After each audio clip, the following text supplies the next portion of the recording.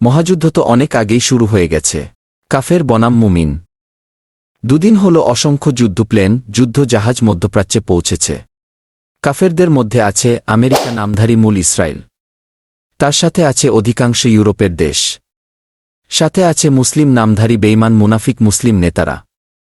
এদের নামগুলো হল সৌদি আরবের যুবরাজ, তুরস্কের এরদোগান, মিশর, কাতার, দুবাই, পাকিস্তান, আজারবাইজান সহ বেশ কতগুলো বেঈমান মুনাফিক নেতা। সতর্ক হন।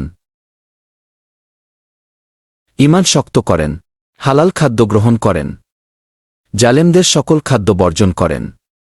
সুদমুক্ত জীবনে ফেরত আসেন, কারণ এগুলো দোয়া কবুলের শর্তের মধ্যে অন্তর্ভুক্ত।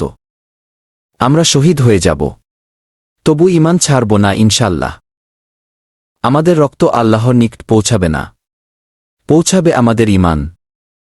লা ইলাহা ইল্লাল্লাহু মুহাম্মাদুর রাসূলুল্লাহ।